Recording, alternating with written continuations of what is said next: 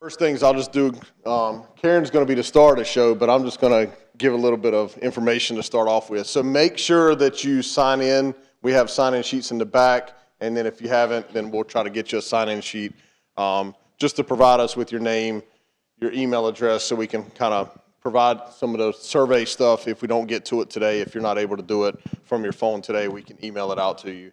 And then also it just allows us to know how many people we had in attendance. So we had a session at 3 o'clock, well attended at 3 o'clock, got some good feedback from our residents, and now we'll move forward to the 6 o'clock session. Just a couple things that I want to set kind of the path of what we're going to do here and how we're going to go forward. So our goal from this is to receive feedback from you all on a couple different things. One thing is, are we currently doing what we have in our existing budget? And Karen's going to give details on all this, so I'm not going to go into specifics, but what we currently do with our existing budget, do you think we should continue to do it? So at the end of the session, we'll allow you to come up here and put stickers on the things that you think we should continue to spend money on, and then it kind of directs us as we continue to go forward. And then we'll also have an area at the bottom that if rates were increased or we had additional funding, what areas would you like to see us kind of concentrate on? So also building on that, as she goes through her presentation, I ask that you hold all questions until the end. The reason isn't because we don't want you to talk. The reason is we have to pass a microphone around to every single one of you that wants to speak. We have to get it on recording because it's being recorded for public record, and also to ensure the people that are watching virtually can hear everything that's said. So that's going to be our process as we go forward. I just ask that you write your questions down, make notes to your questions, and then we'll ask those at the very end when we have a time for question and answer. And once we get to that question and answer, I'll go ahead and say this. If you have something that pertains to the entire stormwater system, ask it at that time. If you've got a specific problem at your residence that doesn't pertain to the city as a whole or one of the projects we're discussing, see us afterwards, because it just doesn't benefit everybody here to hear about your home's complaint at that time. So just see us after that, and we'll be more than happy to talk specifically about your address, and we got maps, and we'll gladly, Karen and myself, will sit here and talk with you as late as we need to. All right, so we'll turn it over now to Karen to get started on the presentation. Thank you. So I know you all want to hear about the Stormwater Master Plan, but I wanted to give some background information first, just so we're all on the same page before we get into the results. So just about the system.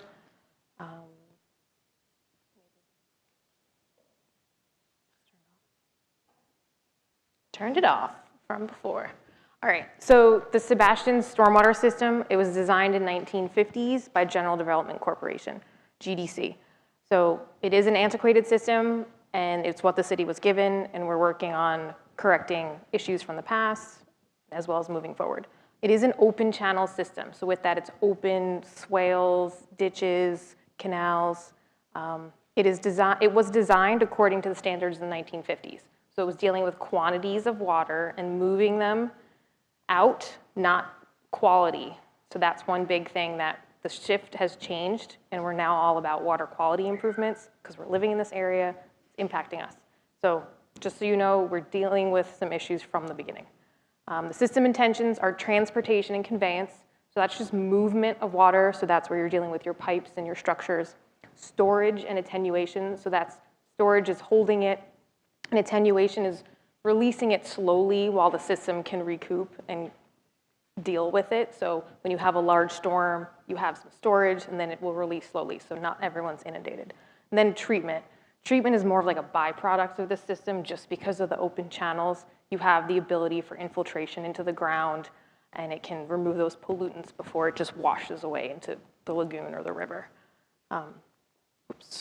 Now, these are our current levels of service, but I'm gonna state there's a big disconnect with these numbers in our systems as of right now, because these are the levels of service if everything is maintained. Now, it is not all maintained by the city, so all parties need to be involved. This is if everyone on private development, that's your larger HOAs, residents with swales, and then as well as the city structures. So there's a lot of components. It is not just the city's maintenance that we're talking about here. Everyone else is involved. And as well, all of this presentation and all these other materials will be on the website at a future date. So you can always go back to this and ask questions afterwards. I know it might go through quick, but we can go back again. So the system is set up into 3 different drainage areas: east of US 1, north of 512, and south of 512. So if you're talking about an issue north of 512, just be aware it's not connected or going through south of 512. It's all different drainage. And you'll see it's quite different from the north to the south. And again, the city does not maintain areas that are private development. They have their own private stormwater system. So the red are your HOAs and planned unit developments. Those are under St. John's River Water Management jurisdiction. They are in charge of maintaining their system. They go through a permitting process through them. The city reviews it as well, how it connects and overflows into our system, but they are in charge of their own maintenance. There are connections, though. They do impact the cities, so there's a lot of different players involved. The area east of US 1, it all ends up going through baffle boxes along Indian River Drive. The baffle boxes, as you can see on the bottom right, look like just big grates on the ground. That whole metal panel will come up, and that image on the left is showing what the interior looks like, where it goes through a different system of different compartments. And the intention is the system was designed to drain everything to the lagoon. Now, these baffle boxes were put in at a later date by the city to help with removing sediment, removing pollutants, so all the oils, all the sand, all the dirt, and all the trash. So it takes all of that, holds it there, allows everything to run through, so you're just having water go through into the lagoon. They are cleaned quarterly so that it can filter all of that and remove the pollutants, so we'll get into that in the budget. But just so you know where that water along US 1 is going. Now, for the remainder of north and south of 512, our system, it's the roads are where, I should look this way. The roads, when it's raining, the water goes from the roadways as well as those lots, and then it may change this direction a little bit, but typically it goes from the swales to the road crossings and catch basins, the side yard swales, the rear ditches, then the canals, the ponds, the wetlands, all before it gets to the lagoon. It might go in a little different order or go through a few repetitive steps, but that's the general concept. But the roadway and the edge of the lot is the first step. So the roadways are part of the stormwater system and are designed to work in conjunction with everything. And they are part of that storage as well. So in a really serious storm, that whole roadway could be covered, and that is intentional, that it will allow water to stay there. And all of these maps, and some others as well, are over on that side of the room that at the end we can you'll have time to look through them, and again, it'll be online. But how does all this work? Again, with the open conveyance, we have 8.54 miles of canals. We have 92.3 acres of stormwater ponds, 52.25 miles of ditches. So our road crossings, we have 857, 770 catch basins, and 9 baffle boxes. Some of those numbers may seem high to you, may seem low to you, but remember we have 10, we used to have, at the time of the Stormwater Master Plan, 10 staff members maintaining all of these. We currently have 12, so just think about the quantities per staff. That's one element to understand. In the ditch system, one thing we also wanted to point out, and this map is over there, the difference between the easement ditches and the right-of-way ditches. So you can see the yellow are the easement ditches, which are technically deeded and owned by the homeowner. However, because of difficulty in maintaining, the city has been maintaining them and regrading and removing vegetation as well as mowing.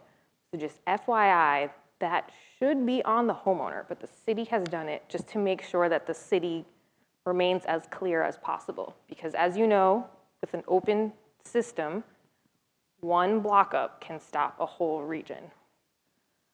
The right-of-way ditches are in orange. Those are usually the wider ditches that are owned by the city. And they're typically more in south of 512, but we also have the twin ditches that are parallel to Main Street. But you'll see later on it was more an improvement. Again, road crossings, we have 857 total citywide. They're all city-owned and maintained. They are underneath the roadway. So those are owned by us. The driveway culverts are typically homeowner owned. They are under an easement of a driveway, but the road crossings we clean out. We clean them out and we replace them as necessary. But again, we rely on residents as well to let us know when there are issues. We are not at every single one at every moment of every day. So please let us know when you see issues so we can go out and identify if there is something that we need to repair. Again, they're from the original GDC drawings, they're typically corrugated metal pipe. Those have a 20-year lifespan. Some have been well beyond 20 years. So we're just slowly replacing all as it becomes an issue. You'll see most standard pipes now are the HDPE, it's a plastic pipe. So if you have a corrugated metal type in your yard or driveway, it's one of the older ones, and it's more prone to issues with rust and corrosion and failure. So again, we have the system from the 1950s, but we have made some improvements since the city gained it from GDC. So I have it according to the region because they don't really impact the other region directly. East of US 1, we've added those baffle boxes for water quality improvements. So that was a big project in 1998 and 2013. So all of our drainage that is city-owned goes through a baffle box. North of 512, we've expanded the twin ditches that runs parallel to Main Street. South of Powerline Road, we also added drainage and retention alongside Powerline Road when it was paved. South of 512, we replaced the Concha Dam, which was an earthen dam, with a concrete capped piling dam. We also added the stormwater treatment facility, which is also known as Stormwater Park. That has it has a pump system that pumps the water from the canal into a series of ponds and weirs that moves it between the different ponds and then into a wetland, so that throughout that whole time, all the sediment and all the pollutants are settling out and then getting filtered out before it goes back to the canal. So the intention is that when it gets back to the canal, it's better, clearer water, and we're reducing that water that has pollutants finally getting out of the canal. Also, Tulip Pond was added for storage. Stonecrop Pond and its wetland, that's the image shown on the right. A lot of people aren't quite aware of what's going on back behind some of those trees in that area, but we have a pond and a wetland that, again, all of that water draining there has time to get the sediment, come down, and get filtered before it goes into the prong of the St. Sebastian River. And also Periwinkle Pond was another one that was added. So we have decided to just let people do the surveys at the end instead. And we have these cards that you can let us know your opinion of the system, but we wanted to give more time for the activities up here and looking at the maps. So you will have an option to do this. I'm sorry, the slides don't match exactly. But we're just curious on your opinion. This survey is about your opinion of the existing system, not of changes or other things, but status of where it is. Now we're getting into the Stormwater Master Plan, the new or quote unquote newer component. But I wanted to let you know that historically, this is not the first time we've done this. I know to some people, they think it's the first one we've ever had, but I think it's just gotten more press. We've done this in 1996, 2004, 2011, 13, and 18. Now, this one was done between 2021 and 2023. The big difference between this one and the previous ones was in that time, House Bill 53 was passed in 2021, and that changes some of each municipality's requirements of reporting. So on a 20-year, we have to report our 20-year need for our infrastructure, and it has to be updated every 5 years. So we needed this updated plan to be in compliance with that regulation. And we're gonna have to update this on a regular basis, but that was one reason why the consultant who started this process took our stormwater master plan to the next level, and it's just 1,712 pages. If you go to our previous stormwater master plans, 30, 50 pages, so there's a lot in there. I will admit that a lot in there is educational background information about stormwater design. So if you are a business or even a resident looking at buying some other areas, it just gives you general idea, but then it goes into our finances and all sorts of other things. So the process of the consultant making this plan was reviewing historic documents, reviewing our old stormwater master plans and design drawings. They surveyed our existing assets. So we as a city knew where things were, but they went out and collected them in GPS coordinates using a Trimble unit. So it takes both the GPS coordinates of X and Y, but also the elevation. So the big thing is adding in that elevation data, so we now have a map that we can keep updating. They created an updated stormwater model. So from all that information, they were then able to do this hydrologic and hydraulic model.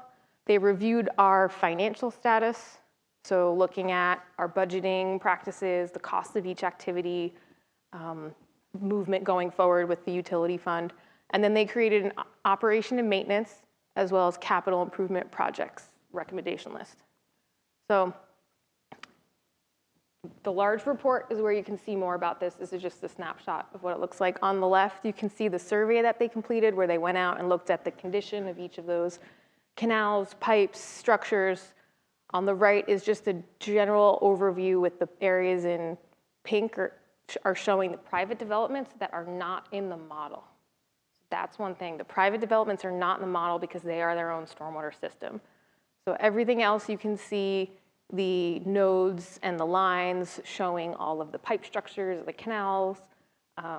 So it's just showing that interconnected system. Their general findings are our maintenance. Our system is a maintenance intensive system. So because it's an open channel, it's affected by sedimentation, erosion, vegetation. So it's constantly moving and changing because of the water and everything. We have some pretty poorly draining soils, so that's a difficult thing to combat right from the beginning. We also have high groundwater level, so that limits our infiltration. And it's relatively flat, so we have minimal slopes between each location. So we are kind of up against quite a few different things from the beginning. And then in that stormwater model, they did three different scenarios of a 10-year storm, a 10-year 24-hour storm that has 7.24 inches of cumulative rain. And you'll see in this model that the blue are areas that there's no flooding and there's also capacity in the structure or the pipe or the canal. The areas in yellow, it's showing the larger that yellow gets, the less capacity it has.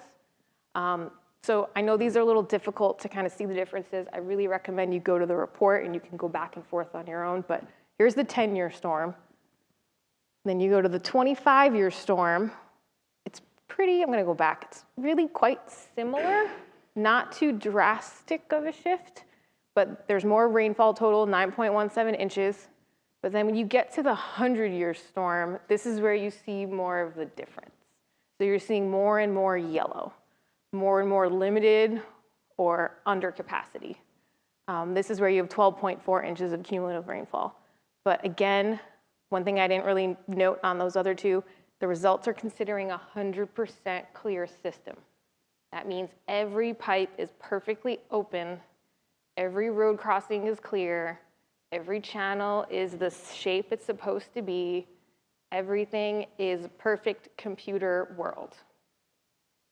So it's just a starting point because you all know that is not how the world works.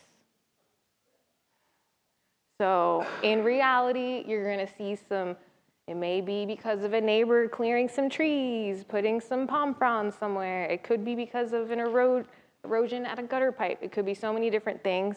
There could be a lot of growth in a ditch, a lot of growth in a canal. So this is just a starting point of understanding. And this was, for them, it was just testing the system for how it was designed and figuring out where there are problems in design, not in maintenance per se. So in their results, they gave us some operation and maintenance recommendations, minimum maintenance activities, but their focus was keeping the system working as is at a minimum level of functionality. So not really major improvements or changing the type of system. It's just keeping it as an okay, not a amazing or great, but okay. They also gave us a capital improvement plan for larger repair and maintenance for the system. Those would be some of the upgrades. but also some of those projects are just to keep it at bay as well. Their recommendations, again, if you go to the report, you can read more about each, but I tried to summarize it as much as possible. To adjust and increase maintenance activities, to implement computerized management system, to modernize our fleet, to increase canal storage, and to coordinate with St. Johns River Water Management District for maintenance at private property where maintenance has not occurred, so that theirs is kept up to date, to obtain total maximum daily load credits from FDEP. So that's where we in our area are required to reduce the total phosphorus and total nitrogen for the Basin Management Action Plan to help the lagoon and the river. So they noted that the city has not received all of the credits that they were due from previous projects. So that's more of like a bureaucratic working with FDEP to get us where we are. And we're working on that.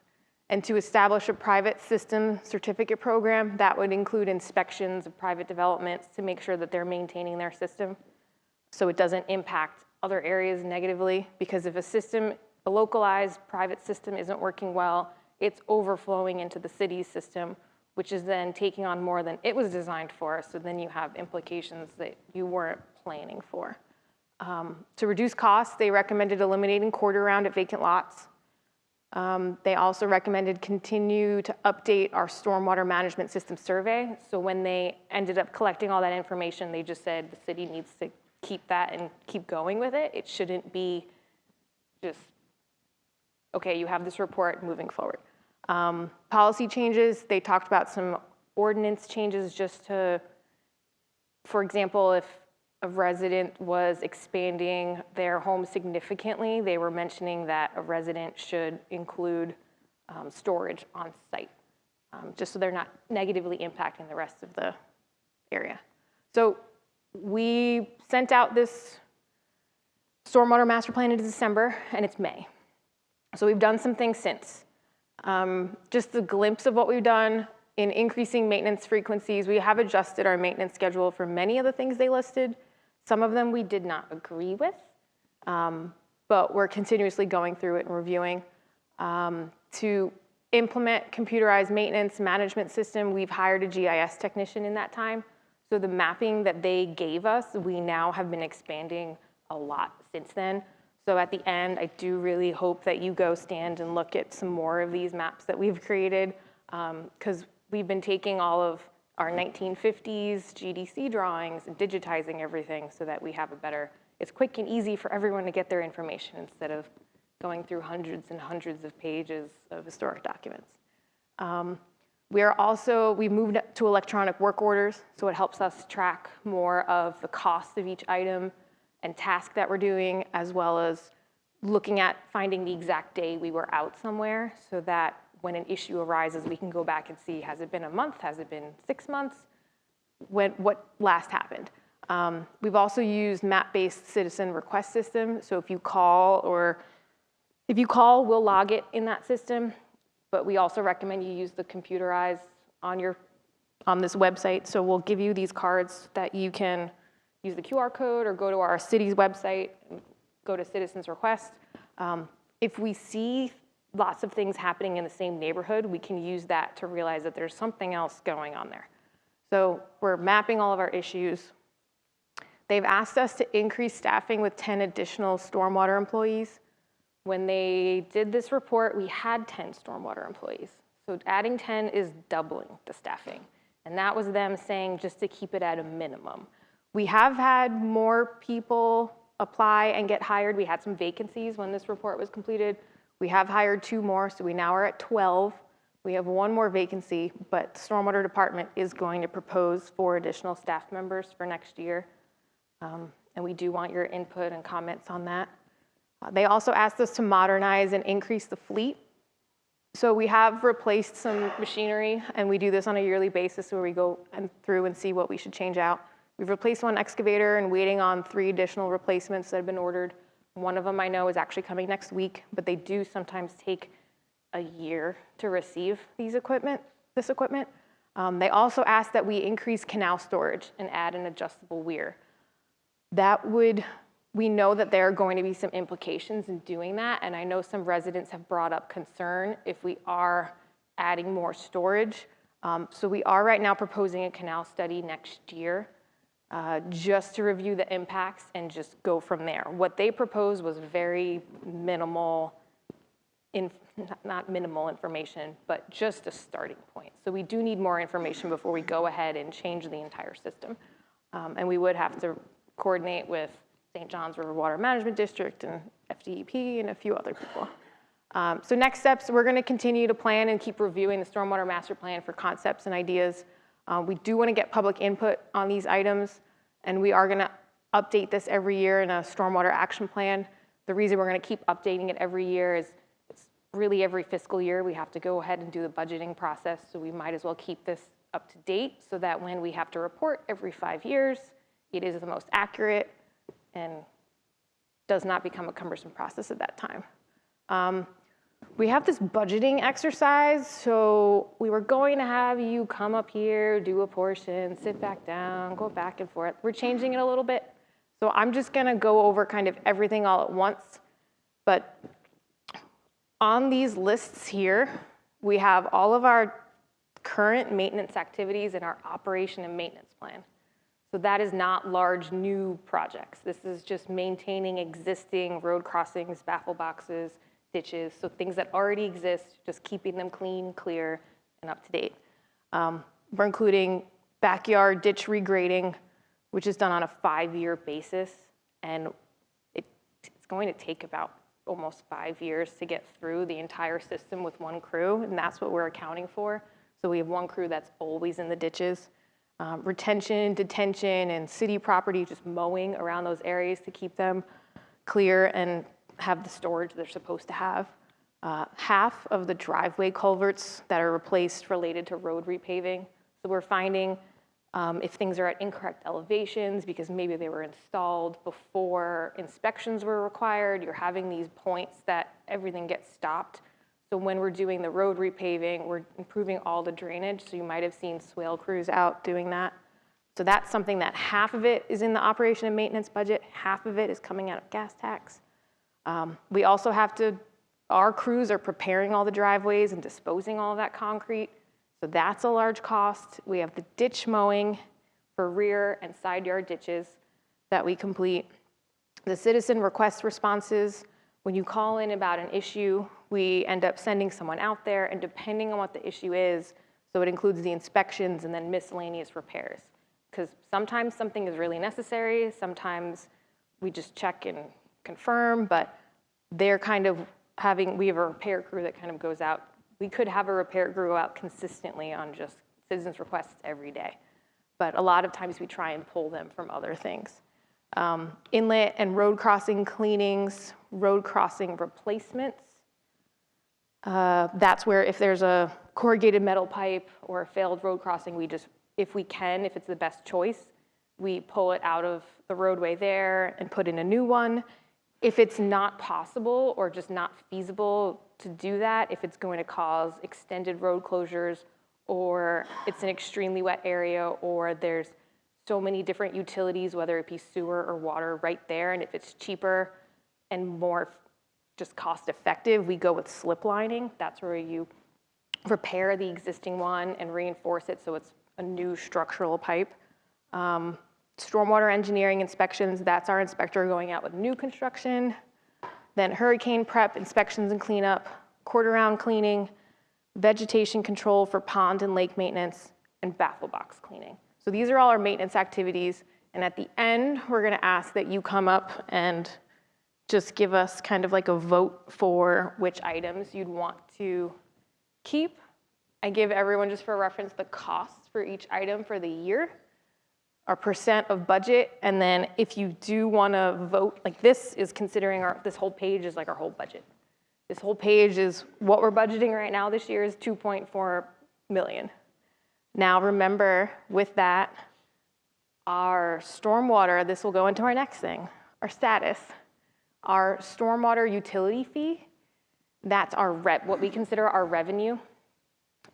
You can see the red in the back that is eclipsed by the blue is our revenue coming in. I know it looks pretty consistent and about the same. I know people have said that like growth has been happening, but it does take a while for this to update. And people have been shifting property ownership. So we've been seeing it pretty close. You can see at the bottom the numbers per year for the stormwater fees coming in, the budget costs every year, and everything is just getting more and more expensive, especially the heavy equipment, the large things like the vacuum truck. One of those costs $540,000. So that right there is a lot of the budget. But we're seeing that, and that's what they said in this report, our expenses are exceeding our revenues. So they proposed in the plan, we're not saying this is what's happening, but they proposed in the plan a 41% increase. So that's $4.10 more a month. That funds the minimal maintenance on the system, as they said, not great improvements, but keeping it as it is. This does not include capital projects. Capital improvement projects come out of other budgets through the city. So those are completely different because we can't fund those with our fee, as you can see. So our current rate for a year is $120. If we were to increase it 41%, I know it sounds a lot, it's $4.10 a month, it's $169.20 a year.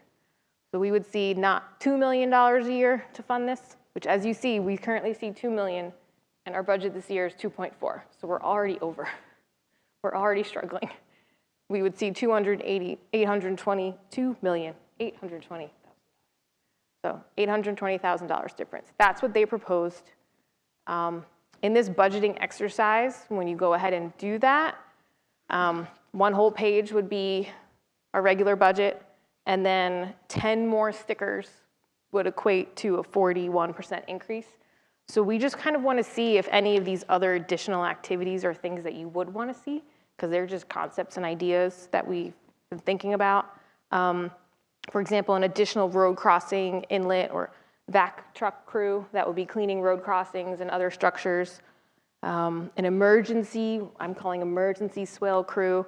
Swales are supposed to be maintained by the homeowner, but if they are causing severe block-ups for the neighborhood, we would come out with our trenching machine, our armadillo, trench that out, and we have different costs according to if we trenched it and left the cleanup for the resident, if we trenched it and the city cleaned it up, and then if we did a full regrading of the swale, so not just a trench or just one line, but from the roadway edge, pulling out all the sod, regrading the whole thing, so it's a much more established, more cost, more of a project.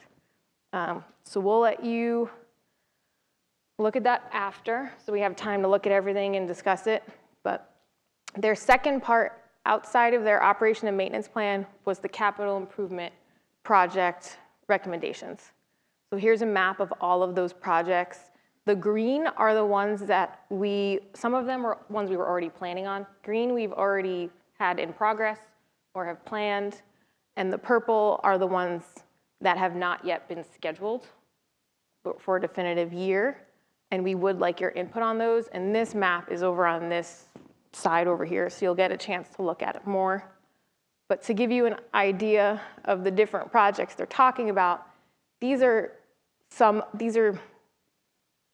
what the city thinks as of right now are the most impactful of those projects.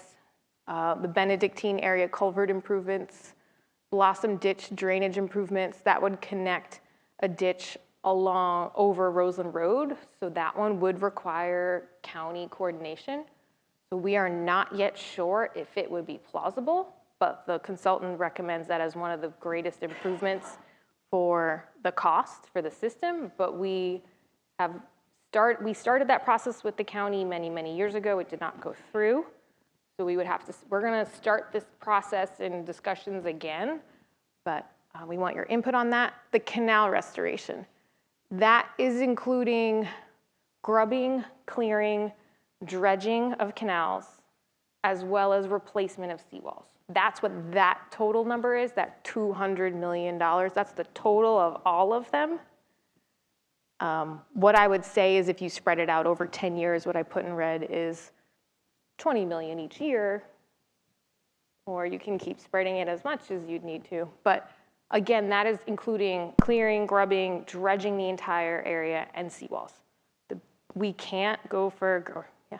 I got a question. Yeah. Just for clarification, the seawall replacement is on, and this portion is only considered south of 512, correct? Yes, this is south of 512. So this is all south of 512. And just one thing to note is we cannot go for grant funding for that. I know one thing everyone says is go for grants, go for grants. You will see in this report a large section all about grant opportunities for stormwater projects. When you read this report, you're going to be like, wow, there's all these things the city can do.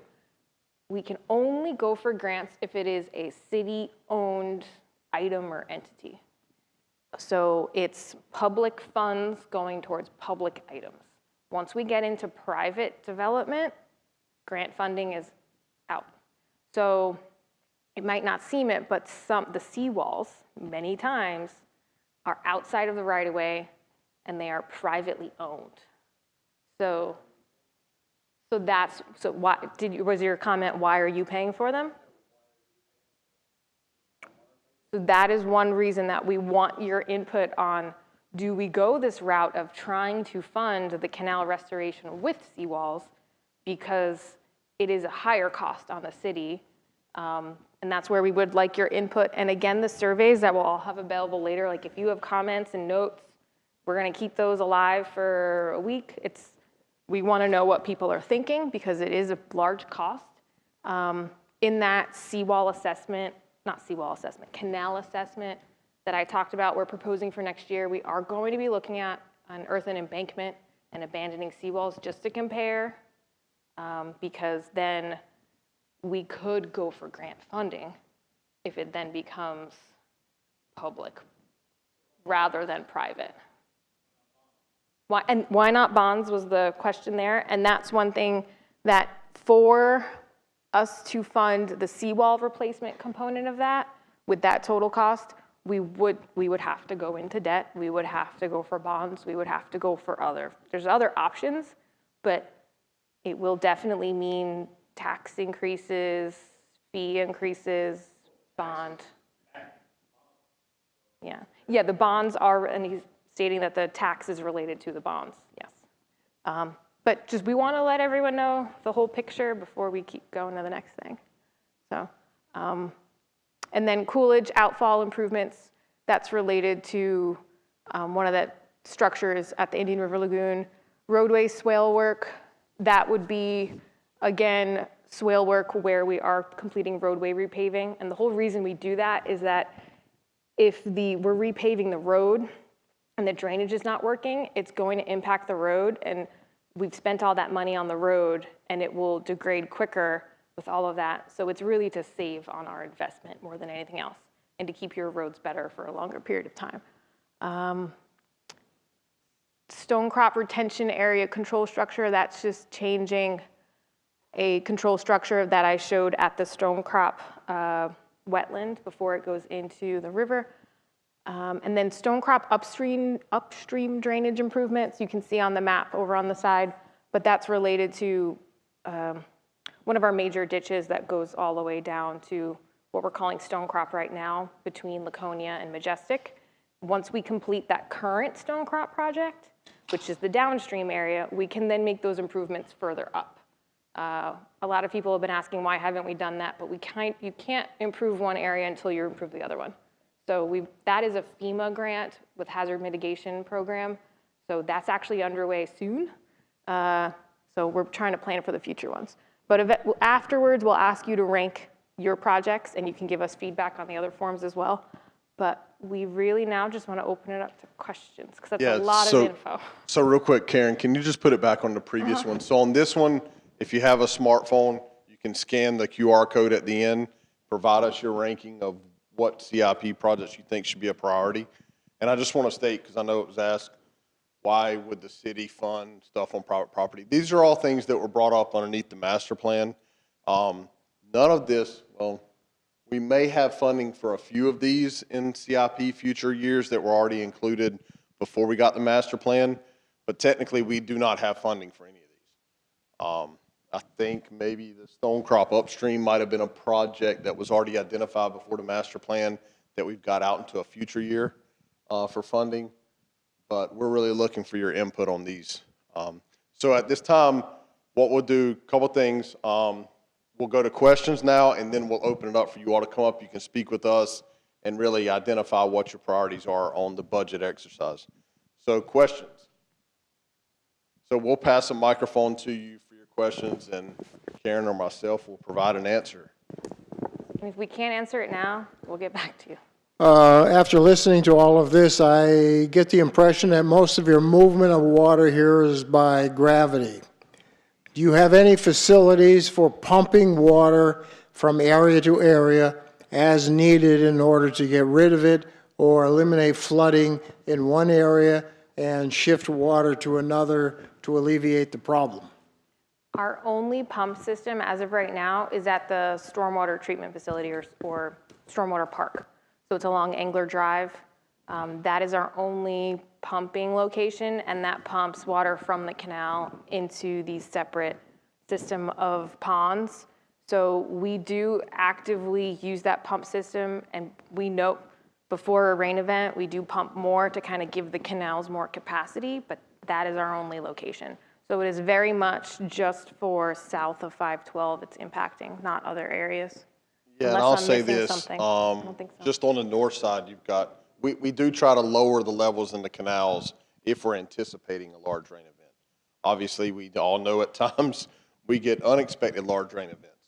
So if it's something that's expected, if there's a storm coming, or if we know that we're going to get a long duration of rain, we try to lower our levels as much as we can. But as Karen stated, we only have one pump option, and that really is for more treatment and in holding capacity if we need it.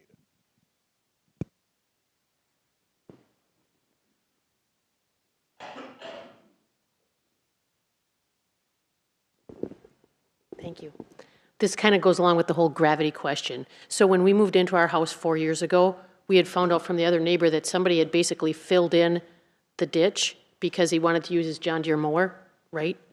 And we've dug it out, and our neighbors dug out theirs. But again, this is kind of related to inspection and enforcement. When people are filling in their swales, and then in our area, there's a lot of new homes being built, and it doesn't seem like I don't know if there's inspections going on or the city says, okay, that's graded properly, because the next thing you know, the grading, like you talked about before, the grading is just off. It can't flow downhill because there's no downhill. So I will. So yeah, just a question about the enforcement and that type of thing. And with that, when a home is being built, we have our stormwater inspector go out and check the grading and the final, before the house gets the final certificate of occupancy, they check all of the grades for that site. But after that point in time, but that's the thing, after that point in time, it becomes, if you notice something, you should let us know at the citizen request line, and we can take a look and we can talk to that homeowner. But many times it will end up having to go to code enforcement. Again, we're not out at every single location, so we do rely on you. So if it is appearing like they're not doing anything, sometimes we're not aware of it. You live there, you're walking your pet, you're walking your dog, so you know more, so please let us know. But we try and talk with the homeowner, but it may end up having to go to a code enforcement issue. Yeah, and I can say, though, the one thing I would highly recommend is any issues you're noticing in your area, go to the citizen request line. You don't have to call and speak to somebody. You can do it online.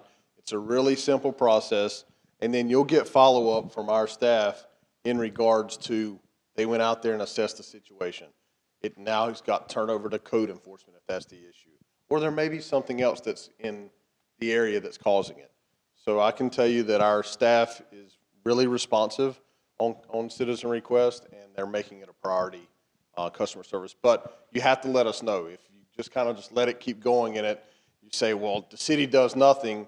Well, we can't, it's hard for us to be proactive with the staffing levels in stormwater as they currently are. I can tell you that. So we do depend highly on our citizens to provide us with information. So more than happy to, after this meeting, give us the address in that area. We can go ahead and take a look at that.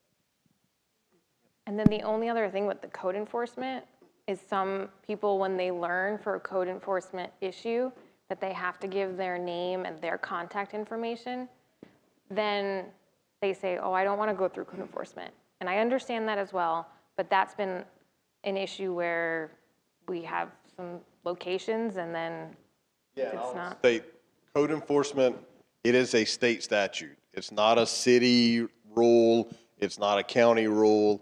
It was recently put in from the state level and through legislation last year that code enforcement complaints can no longer be anonymous.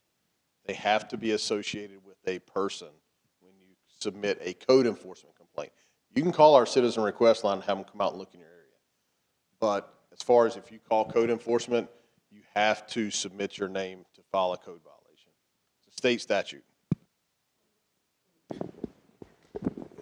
I want to add to that conversation, then I have a question. The new homes that are being built, so you have a quarter-acre lot, the builders are coming in, they're putting essentially a quarter-acre, 6 to 8 feet of fill.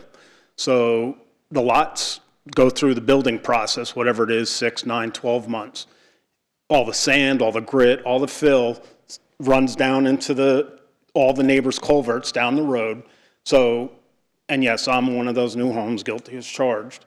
But I had people from the permit come out to look at it, and they basically, and I said, if the builder is going to come in here and he's going to put all that fill in, then he should be responsible for cleaning out all the culverts that he's filled down the way.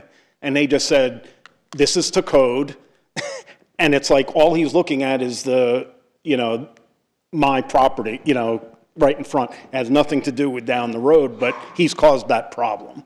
So maybe the permit process, there should be more onus put on the builder for cleaning up his mess. So that's one thing. I just want to follow, I have one question. Well, real quick, let me just answer on that. Okay. So bring up a good point. The permit is specific to the property, but thanks for bringing that up. We can have a discussion or at least look into that and what the effects are downstream from that property. Because right now the permit is specifically to that property, and that's what our inspection is specifically ensuring that the grade and drainage is correct on that property. But if his work is negatively affecting the neighbors, then they should clean it up. And that's where if something's being built, please let us know about issues during construction. Again, you go to the citizen request line, the inspector is the one in coordination with the builder. So they're the ones that is the one contacting them. And then we want to make sure we rectify everything before the certificate of occupancy. Because if we don't know about those issues before the certificate of occupancy, once that's in, we can't hold the builders accountable. Yeah, they're gone. Yeah. So, and I do know quite a few builders have gotten in trouble with Florida Department of Environmental Protection. So they have been improving their process, and we are holding them to that as well. And through our last audit with FDEP, they've told us anytime we have issues, let them know and they'll help us with it. So we now have them on our side, whereas before it was very much, we don't know if they can help or not. But so Okay. if we know, again, if we know, we can try. We Yeah. most likely could do Well, I something, just wanted but to we're bring going to at that least to- initiate that 'cause if we know. You make a mess, you should clean it up. I have, with regard to the 41% that you mentioned, does that include any of these capital improvement No. projects, or is So- that strictly for your day-to-day Just maintenance. operations? So the 41% increase that they recommended is just for operation and maintenance of existing. So just the day-to-day I say smaller items, but some of them are quite large, but the ditch regrading, the inlet cleaning, the baffle box cleaning, road crossing replacement, slip lining, that's all maintenance of an existing. It's not an improvement or change. The list up here is an improvement or change, whether it be increasing capacity, changing. So this culvert improvements are changing culvert sizes, ripping out a pipe and putting in a box culvert, which is a much larger area. So those are improvements to the system. So that is completely separate funding. And as you see, we are struggling with the operation and maintenance. So just think about, we're also struggling with the CIP. There's a lot of things we want to do, but we need to pinpoint which ones to do first. I'll speak real quick, and I think he'll be the next one, but I'll speak real quick on the funding mechanism. what Karen is basically stating, everything here that's shown on this is operating and maintenance within the department. That's $2.4 million. That's what it currently costs. As far as capital, we have funding sources. Really, the big one we use for larger stormwater projects is our discretionary sales tax fund. But you got to remember, we get discretionary sales tax fund on an annual basis.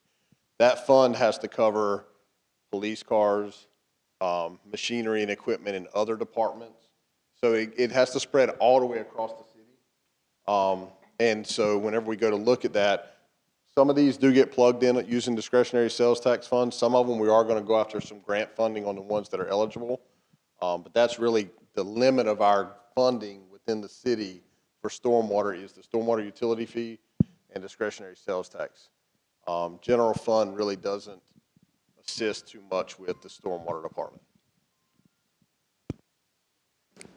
Well, I've been in the same house for 24 years, and my house is on the highest part of the street, but my house has all the water at it.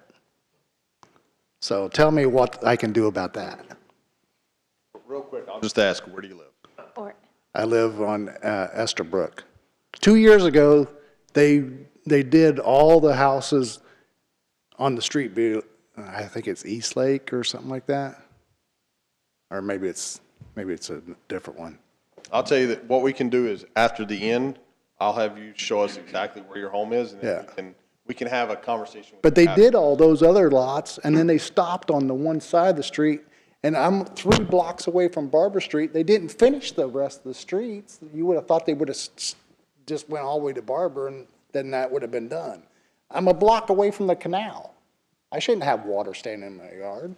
Yeah, we can have a discussion after this on that specifically. Hit it again.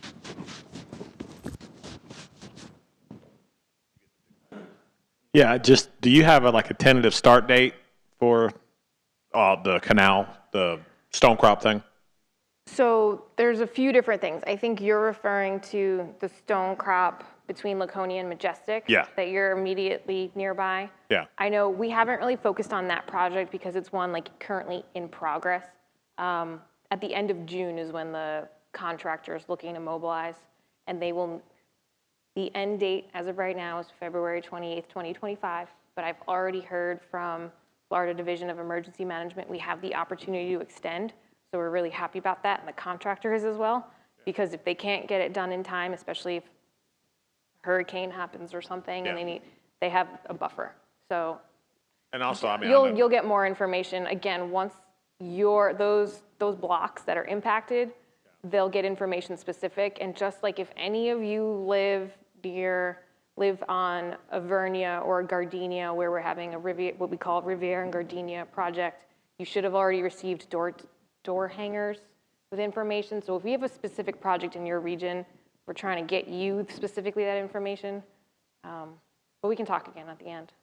But like, you'll hear once we know the definitive date, I'm gonna put it on that website again. I really ask that you keep checking it. And I know it hasn't really been updated much, but I've just been waiting on that. We have the contract signed, so they're ready to go once they get all their equipment and teams and things to go. Do I have to push anything? That was it? Oh, okay. First of all, what does FDEP stand for? Florida Department of Environmental Protection. Okay. So we have a permit through them to have our stormwater system because we outfall into specific water bodies. So all of our stuff goes. Is that quarter round system, are they still doing that idiotic thing?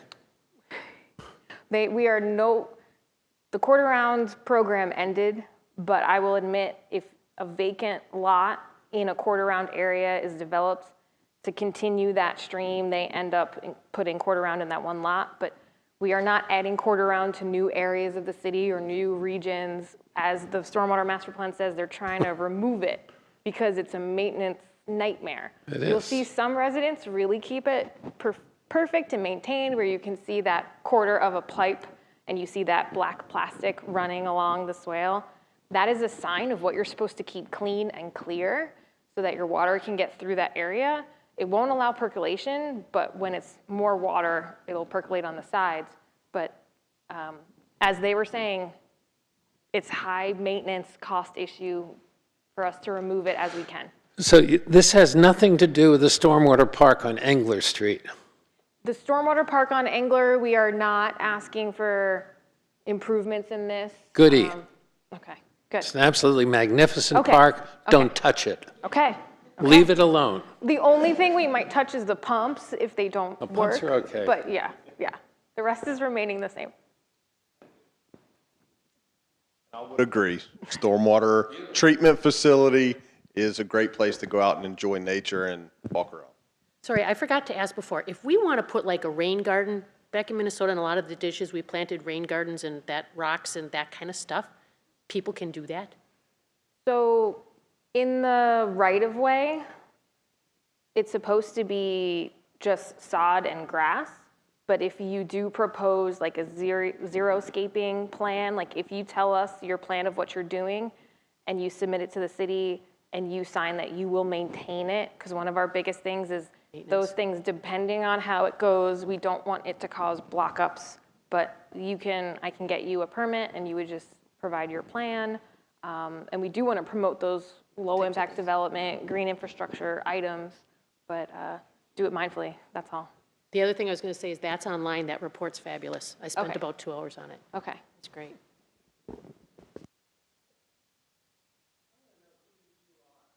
Oh, yeah, we didn't say anything. I apologize. So the gentleman just asked who we are. I'll let Karen introduce herself and So I'm Karen Miller. I'm the Public Works Director and City Engineer. So I oversee the Stormwater Division. So, okay, thanks. Karen is great. She does an amazing job. Karen is very knowledgeable in what she does. My name is Brian Benton, and I'm the city manager. So direct all your questions to her. I don't know anything. But then when it becomes a problem, I go to him. My name's Kevin Dixon. I'm a professional engineer, and I'm a resident of the city of Sebastian. I've written hundreds of drainage studies, drainage reports. I've obtained permits from various regulatory entities, and I've participated in numerous administrative hearings. I'm sorry. Okay. How about now? Any better? Okay. I didn't want to overdrive the mic there, but I guess I was underdriving it. So anyway, that was my background. I kind of have a little bit of knowledge about this. And so I read the entire master plan that was contained in the 45 megabyte file online, and took a little bit to read. I couldn't verify for whether or not it was signed and sealed, but I assume it was, since it didn't state it was preliminary or in draft form. And the model runs for the various storm events. They weren't online, so I couldn't review them.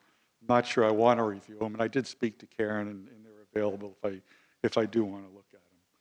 I think the city staff, they made a wise, the staff and the engineering consultants made a good fiscal decision to use the open source SWIM model instead of the previous model that was used in the prior H&H studies.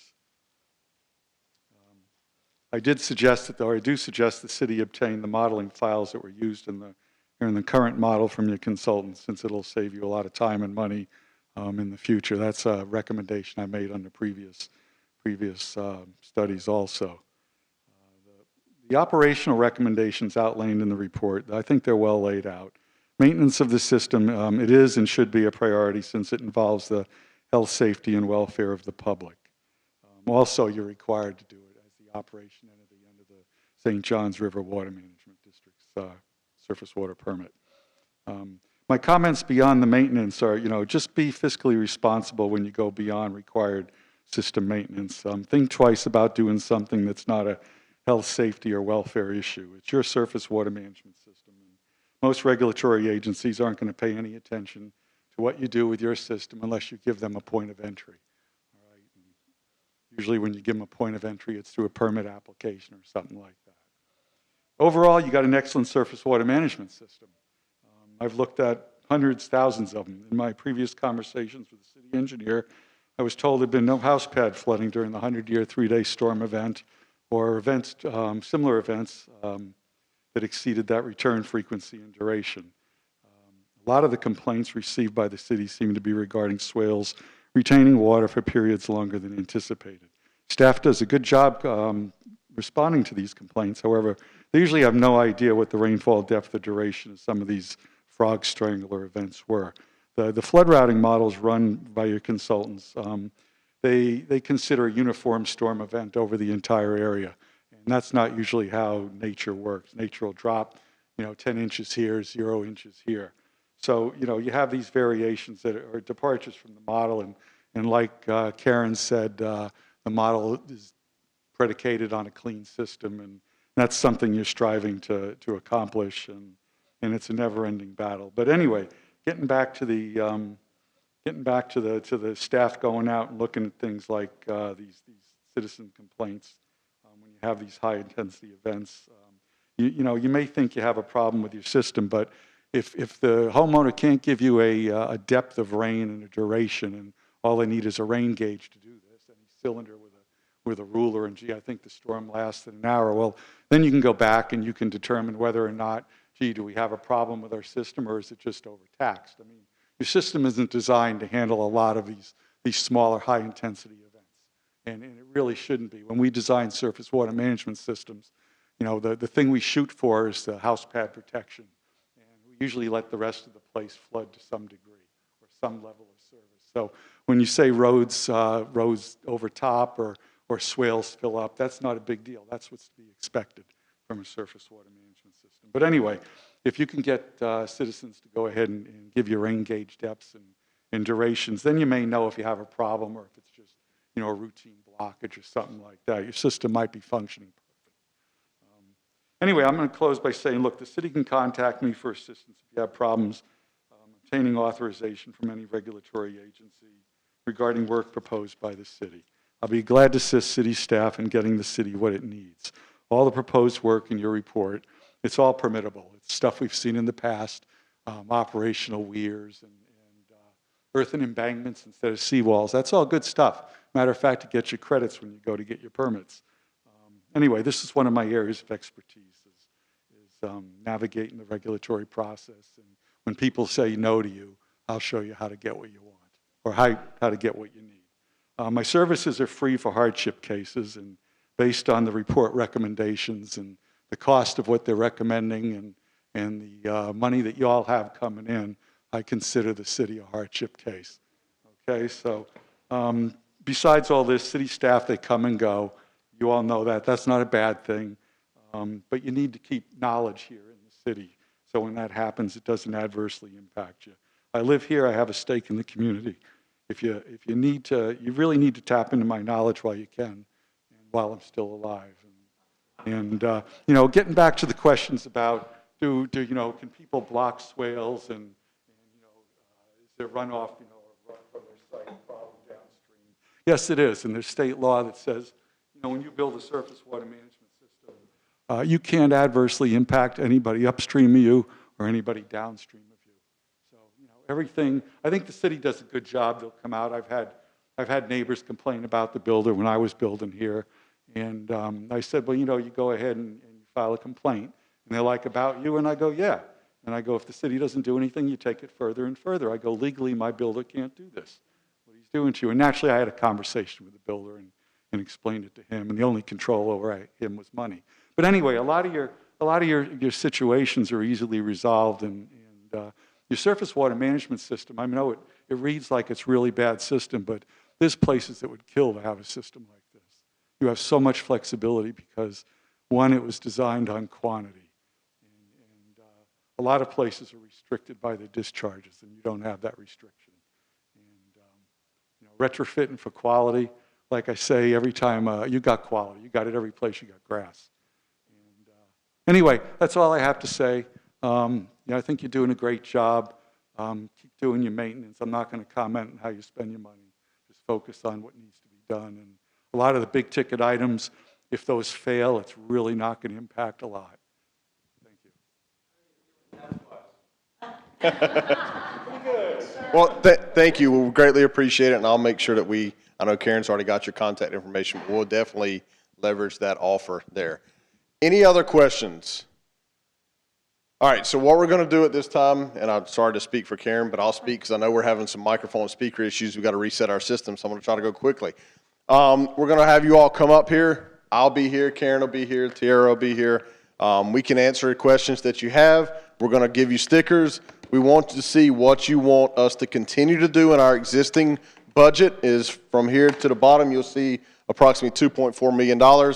You'll see the percentages. You'll see the number of stickers required to continue to operate that as we currently do. If you want us to do more of something, put more than the required stickers there. And then down at the bottom, once you get down to funded outside of stormwater utility, but stormwater related, you have 10 stickers to put in these bottom segments. Those are projects or wishful thinking, either on behalf of a residents or on behalf of staff down here at the bottom. So if you could just please come up, join us, ask any questions you want, and then also we can look at the maps and have discussions with you as well. Yep. So thank you all for your input and thank you for coming. We appreciate it. And then grab one of these cards for the survey information and citizens requests. So these are not yes, no, like the No, they're all, They're just the whole numbers. page is the budget. So use them all. Yeah.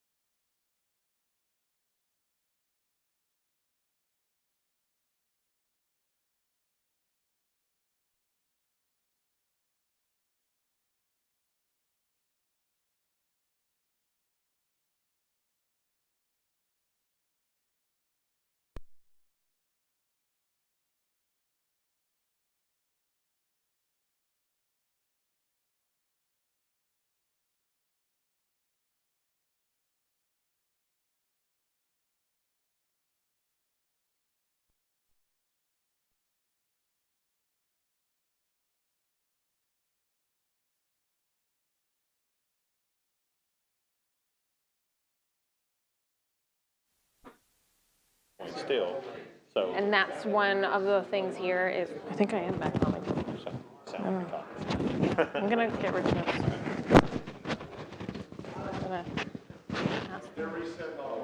I gotta, okay, it's just our whole conversation.